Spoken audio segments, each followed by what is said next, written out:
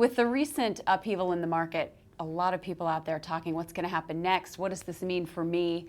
Well, the person to answer this question for us is Adam Bold. He's the CEO and Chief Investment Officer of the Mutual Fund Store. He's here to help explain and clarify and make us understand what's going on right now. What's happened, Adam?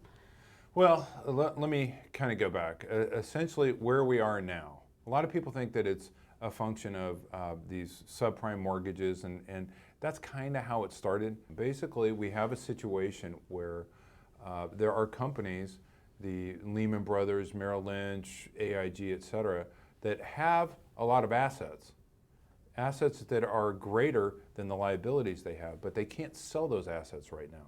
Is this where the bailout comes in?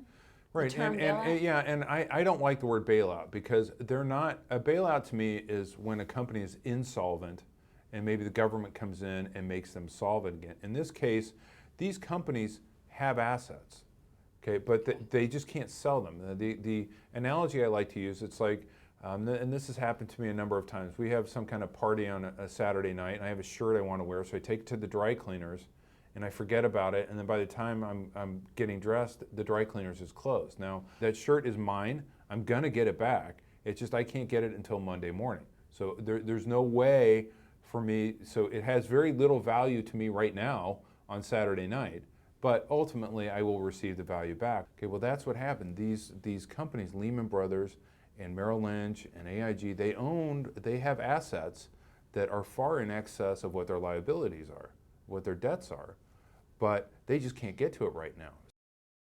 What this plan is going to do is the federal government's going to take $700 billion out of the Treasury, and that's where a lot of the American public is going, holy cow. That scares people. We shouldn't have to pay $700 billion to save these companies. Right. But what's going to happen is the government is going to trade $700 billion of Treasury for these investments, these securities and bonds and et cetera, that these financial firms own. And then the government is, over the next year or two or three, going to in turn sell those things. And they'll get their $700 billion back and put it back into the Treasury. And there's no doubt in your mind that they will get that money back. No doubt about it. Now the question is whether they end up getting $700 billion back or $800 billion back or $600 billion. They're going to get the vast majority or more of this money back and put it back into the Treasury. These financial companies have assets that are valuable, just like a house is. It's just they're being forced to sell these things in a fire sale situation, and with the government stepping in, it allows them to sell them slowly over time. What do we do as investors right now? What does the normal investor do with what they have in the market? Well, there is a very high tinker factor involved. People feel like, well, the market's down. We've got all this stuff going on. How can I not do anything? I have to do something. Well, I contend that the work should have been done in advance. And what I mean by that is you need to have a proper asset allocation. That is how your money is split between a number of different types of investments.